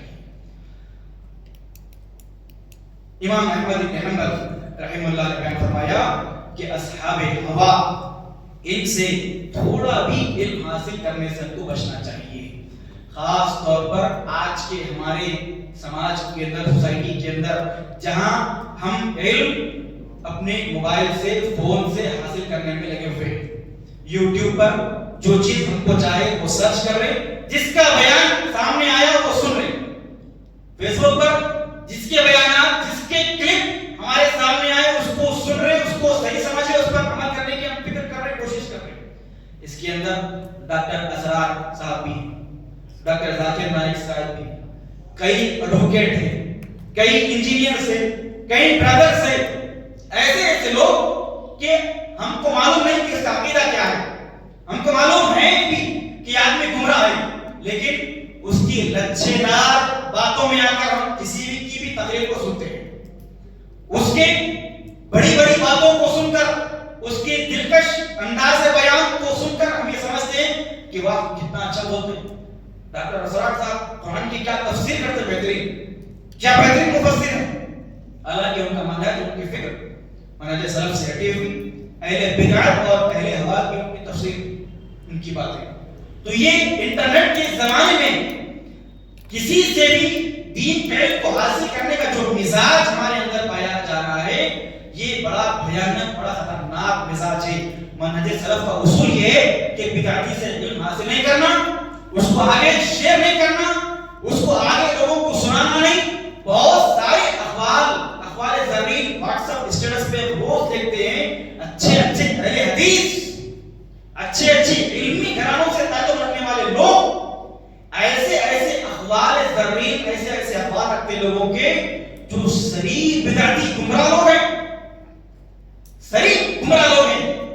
ان کو معلوم نہیں کس کا قول ہے، کس کی بات ہے، بس وہ گرافک کا بہترین اچھا دلکش نظارہ ہم کو دکھا، اس پہ اردو کی ایک بات ہم کو سمجھ میں آئی، بس ہمارے اسٹیٹس پہ وہ چیز آ گئی، لوگوں کے گروپوں میں ہم شیئر کر رہے، پرسنل لوگوں کو بھیج رہے. یہ نہیں دیکھتے ہیں بولنے والا کون ہے، سمجھانے والا کیا سمجھا رہا، لکھنے والا کیا لکھ رہا. بڑا خطرناک بھیانک فتنہ ہے. اسی لیے اہل بدعت کے اقوال کو پڑھنا، ان کی باتوں کو سننا، ان کی باتوں کو آگے نشر کرنا، شیئر کرنا، ان ساری چیزوں سے ہم کو بچنا چاہیے. منہج سلف کا یہ اصول ہے، سمجھے. اس کے بعد منہج سلف کے اصولوں کے اندر ایک اصول یہ بھی ہے کہ آدمی کسی مخصوص مذہب کے تعصب کے ساتھ اتباع نہیں کرے، کسی مخصوص مذہب کی اتباع نہیں کرے، کسی مخصوص امام کی اتباع نہیں کرے، کسی مخصوص عالم کی پیروی، اندھی تقلید نہ کرے. یہ بھی منہج سلف کے اصولوں کے اندر ایک اصول ہے. اللہ رب العالمین نے قرآن مجید کے اندر بیان فرمایا کہ وَإِذَا قِيلَ لَهُمْ تَعَالَوْا إِلَىٰ مَا أَنزَلَ اللَّهُ وَإِلَى الرَّسُولِ قَالُوا حَسْبُنَا اللَّهُ حَسْبُنَا مَا وَجَدْنَا عَلَيْهِ آبَاءَنَا أَوَلَوْ كَانَ آبَاؤُهُمْ لَا يَعْلَمُونَ شَيْئًا وَلَا يَهْتَدُونَ. اللہ رب العالمین نے لوگوں کے بارے میں کہا کہ جب لوگوں کو قرآن اور حدیث کی طرف بلایا جاتا ہے تو ان کا جواب کیا ہوتا ہے؟ حسبنا ما وجدنا علی آباءنا، ہمارے لیے وہ چیز کافی ہے جس پر ہمارے باپ دادا موجود تھے.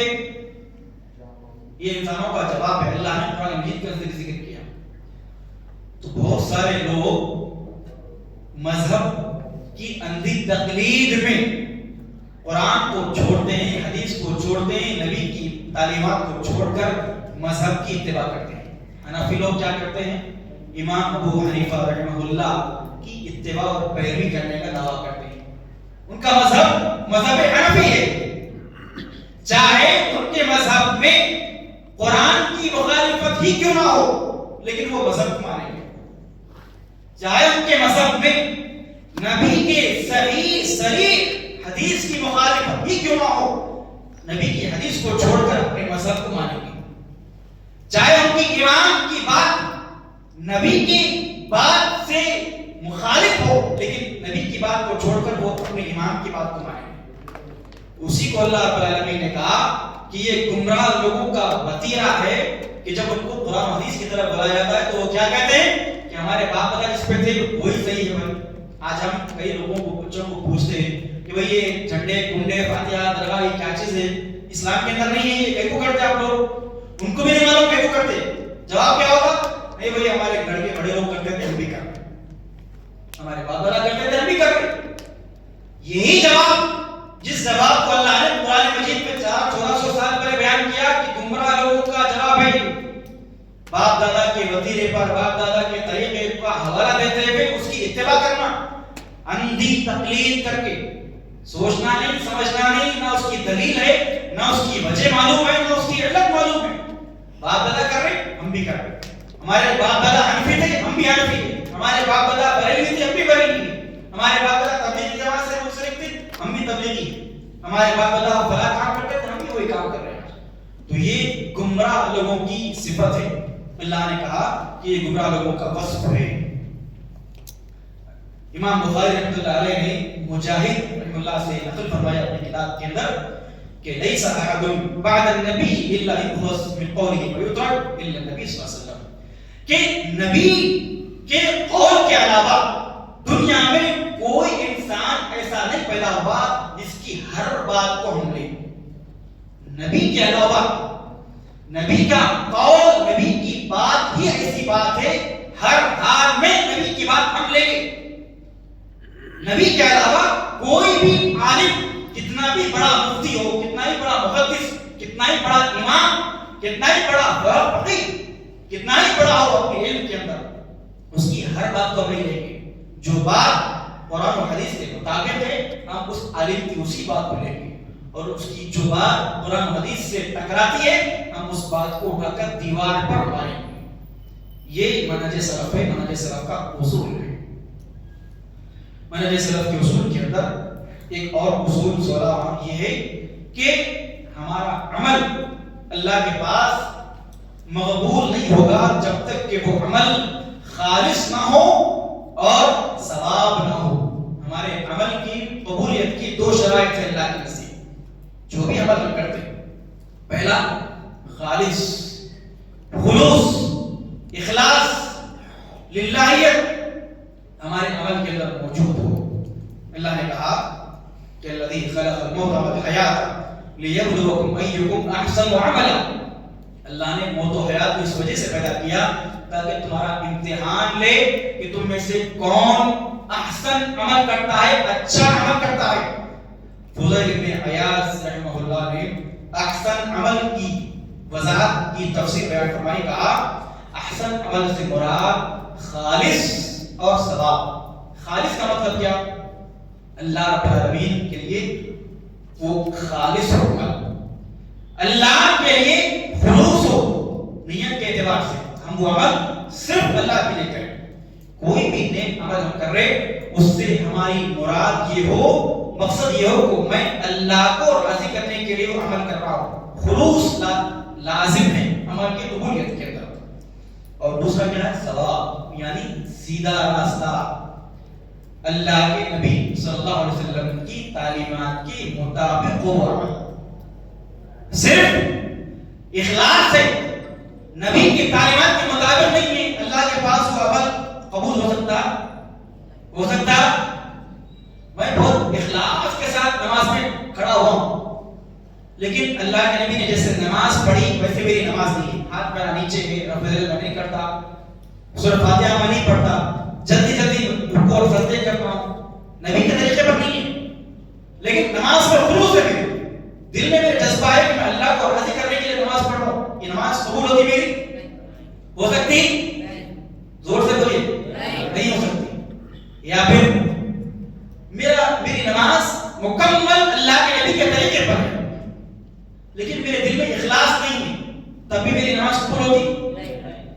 میں مکمل خشوع و خضوع سے نماز پڑھوں لیکن میرے دل میں خلوص نہیں ہے، اخلاص نہیں ہے، میری نماز قبول نہیں ہوتی. تو عمل کی قبولیت کے لیے دو باتیں ضروری ہیں، ایک اخلاص بھی، دوسرا وہ نبی کے طریقے پر ہو وہ بات، وہ عمل. تو یہ بھی منہج سلف کا اصول ہے. منہج سلف کے اصولوں کے اندر ایک اصول یہ بھی ہے کہ ہم صحابہ کرام رضوان اللہ علیہم اجمعین سے بے انتہا محبت رکھیں اور ان کے مناقب اور فضائل کو ذکر کریں اور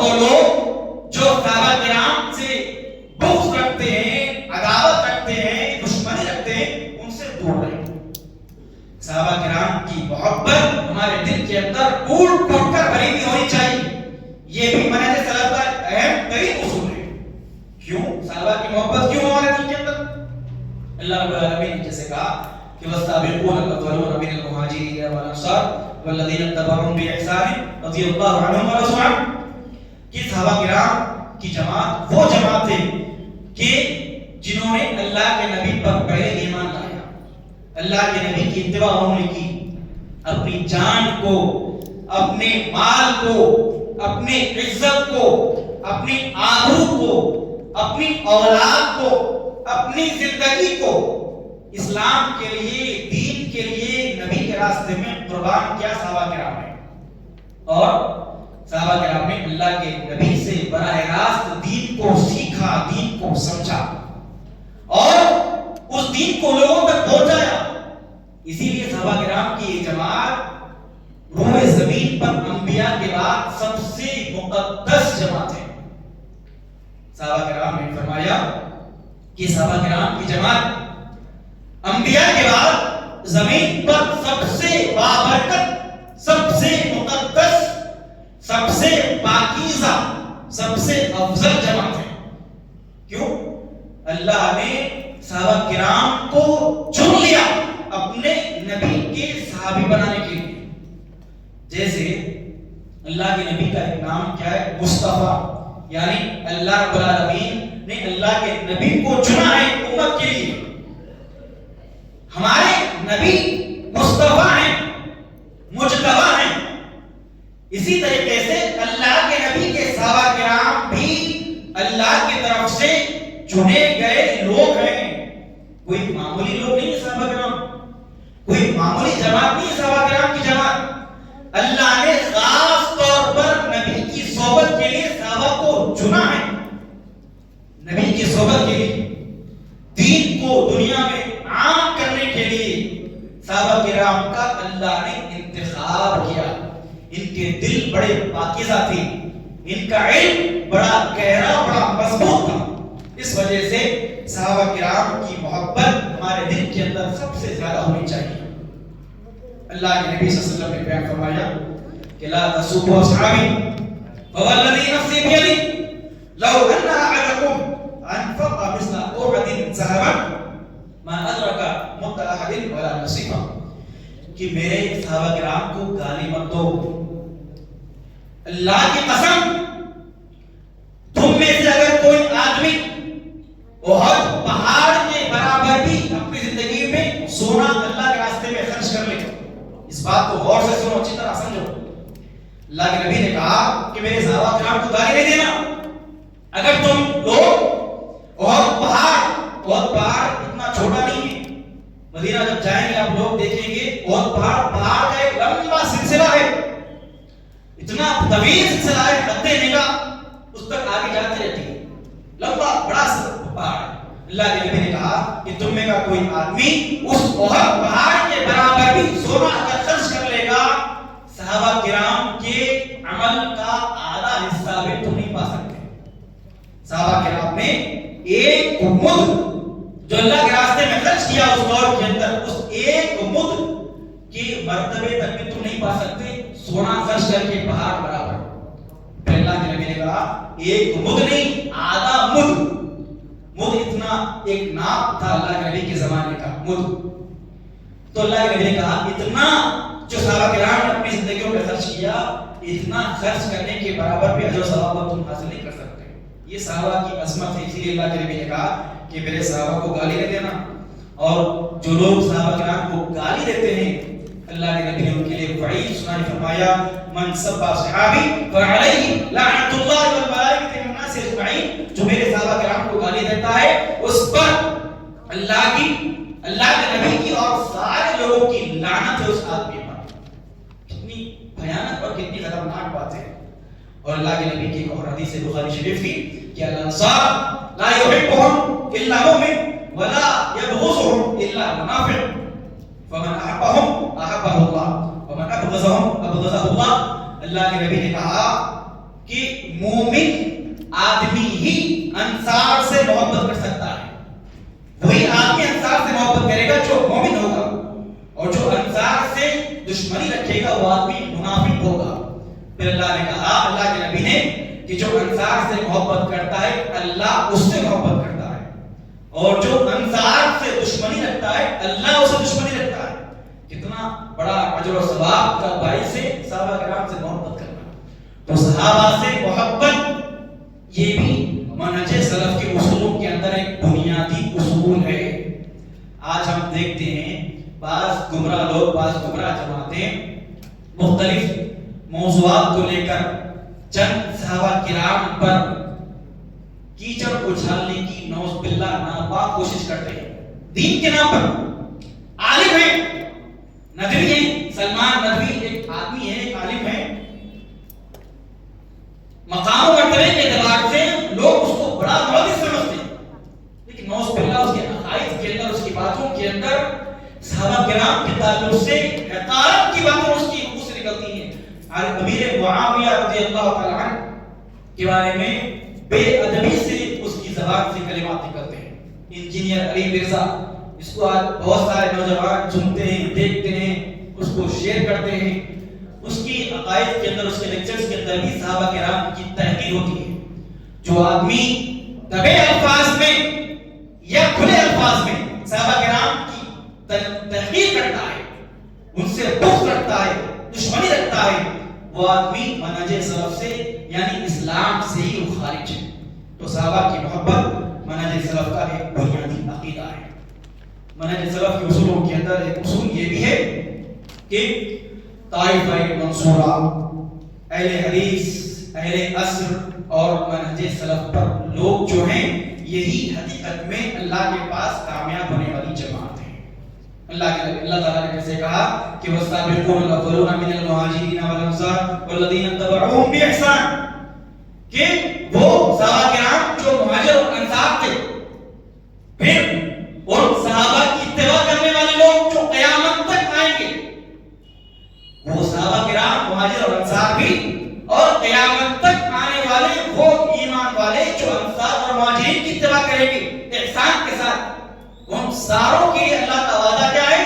رضی اللہ عنہم ورضوان. ان کے لیے اللہ ان سے راضی ہوا اور وہ اللہ سے راضی ہوئے, اور ان کے لیے آخرت میں جنت کا وعدہ ہے. تو طائفہ منصورہ وہ لوگ, وہ جماعت جو صحابہ کے منہج پر ہوتی ہے, صحابہ کے طریقے پر ہوتی ہے, یہ جماعت ہمیشہ سے حق پر رہنے والی جماعت ہے. یہی جماعت اللہ کے پاس نجات پانے والی جماعت ہے. اللہ کے نبی صلی اللہ علیہ وسلم نے فرمایا لا تزال طائفة من امتی قائمة بأمر الله لا يضرهم او خالفهم حتى يأتي امر الله وهم ظاهرون على الناس, کہ ہمیشہ سے دنیا کے اندر ایک جماعت ہوگی جو اللہ کے دین کو زمین پر نافذ کرے گی, قائم کرے گی, کسی دشمن کی دشمنی اس کو نقصان نہیں پہنچائے گی, یہاں تک کہ اللہ تعالیٰ قیامت لائے گا دنیا کے اندر. یہ حدیث ہے اللہ کے نبی کی. ایک جماعت, ایک قوم ہمیشہ دنیا میں موجود رہے گی, قلیل تعداد میں, مختصر تعداد میں رہے گی, لیکن ہمیشہ باقی رہے گی, اور اللہ کے دین کو زمین پر نافذ کرتے رہے گی. امام ابن حجر رحمہ اللہ نے لکھا کہ امام بخاری رحمۃ اللہ علیہ نے تاکید کے ساتھ کہا کہ یہ جماعت وہ جماعت ہے جو نبی کی احادیث اور آثار کو پڑھنے والی, اس پر عمل کرنے والی جماعت ہے. اور امام احمد بن حنبل کا مشہور قول ہے کہ ان لم یکونوا اہل الحدیث فلا ادری من هم, یہ جماعت جو ہمیشہ حق پر باقی رہے گی اور اللہ کے پاس کامیاب ہوگی. امام احمد بن حنبل نے کہا کہ اگر یہ اہل حدیث نہیں ہے تو میں نہیں جانتا کہ یہ کون سی جماعت ہے. یعنی اہل حدیث, قرآن اور حدیث کو پڑھنے پڑھانے والے, سمجھنے سمجھانے والے, اس پر عمل کرنے والی جماعت ہی وہ جماعت ہے جو حق پر ہے, جو اللہ کے پاس کامیاب ہونے والی ہے. اسی لیے یہ منہج سلف کا اصول ہے کہ ہم صحابہ کی منہج پر, نہج پر دین کو سمجھنے اور اس پر عمل کرنے کی کوشش کریں. تو یہ منہج سلف کا ایک اصول ہے. منہج سلف کے اصولوں کے اندر ایک اصول یہ بھی ہے کہ یہ امت وسط ہے, اعتدال درمیانہ راستے پر قائم امت ہے. یہ امت یہ اللہ تعالیٰ کا احسان ہے ہمارے اوپر. اللہ رب العالمین نے کہا کہ وَكَذَلِكَ جَعَلْنَاكُمْ أُمَّةً وَسَطًا کہ ہم نے تم کو امت وسط بنایا ہے, درمیانی امت بنایا اللہ نے ہم کو. دنیا کی ساری امتوں کے مقابلے میں امت محمدیہ امت وسط ہے, یعنی درمیانی امت ہے. دنیا کی ساری امتوں کے مقابلے میں امت محمدیہ امت وسط اعتدال پر قائم ہے. اور اسلام کے نام پر جتنے فرقے اور جماعتیں موجود ہیں ان فرقوں اور جماعتوں کے اندر فرقہ ناجیہ, طائفہ منصورہ, اہل حدیث, منہج سلف کے متبعین اور سلفی حضرات ہی اعتدال پر قائم ہیں, میانہ روی پر قائم ہیں. یہ اللہ کا فضل ہے ہمارے اوپر. اللہ نے ہم کو امت وسط یعنی اعتدال پر قائم امت بنایا. اب اعتدال کیا, میانہ روی کیا ہے؟ ہر چیز میں میانہ روی, نہ حد سے زیادہ نہ حد سے کم, اس کے بیچ کا راستہ اللہ نے ہمارے لیے بتایا.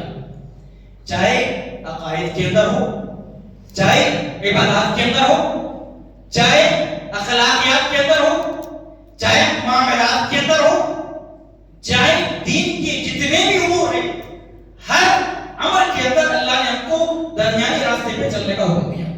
عقائد کے بارے میں عقیدہ ہمارا کیا ہے؟ جیسا کہ آپ نے سنا کہ اسماء و صفات کے تعلق سے اللہ کے اسماء و صفات پر ہم عقیدہ رکھیں گے مکمل, نہ ان اسماء و صفات کے اندر تعویل کریں گے اور نہ ہم اس کا انکار کریں گے. تعویل یہ بھی گمراہی کا راستہ, اس کا انکار یہ بھی گمراہی کا راستہ. بیچ کا راستہ کیا ہے؟ اسماء و صفات پر مکمل ایمان رکھیں گے. یہ عقائد کے اندر ہے. عبادات کے اندر بھی اللہ نے امت وسط بنایا ہم کو. نہ ایسی عبادت ہم کریں گے جس کا اللہ اور اس کے رسول نے ہم کو حکم نہیں دیا. جیسا کہ ایک مشہور حدیث ہے, اللہ کے نبی صلی اللہ علیہ وسلم کی ازواج مطہرات میں سے ایک کے پاس 3 لوگ آئے. انہوں نے اللہ کے نبی کی عبادت کا سوال کیا ام المؤمنین سے. پھر جب گئے تو ایک نے کہا کہ اللہ کے نبی کے تو اگلے پچھلے سارے گناہ معاف تھے, اسی وجہ سے اللہ کے نبی صلی اللہ علیہ وسلم رات میں سوتے تھے اور رات میں تہجد بھی پڑھتے تھے. میں کل سے پوری رات تہجد پڑھوں گا, رات کو سوؤں گا نہیں. ایک نے کہا کہ میں کبھی دنیا میں شادی نہیں کروں گا, زندگی میں شادی نہیں کروں گا. اس قسم کا عہد کیا. جب اللہ کے نبی کو بات معلوم ہوئی تو اللہ کے نبی غصہ ہوئے ان پر, کہا کہ یہ راستہ افراط اور تفریط والا راستہ ہے.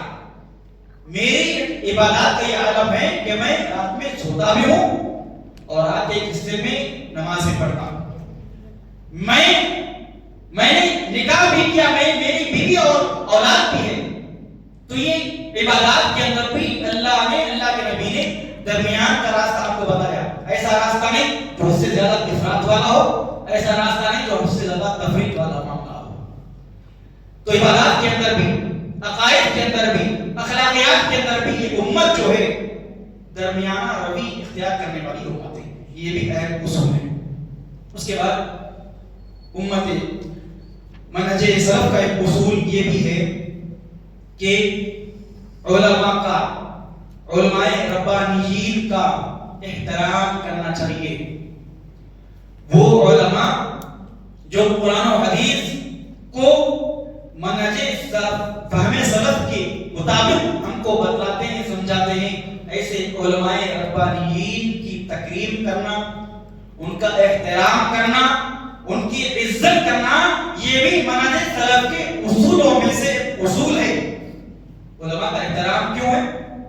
اللہ رب العالمین نے کہا کہ فَاسْأَلُوا أَهْلَ الذِّكْرِ إِن كُنتُمْ لَا تَعْلَمُونَ.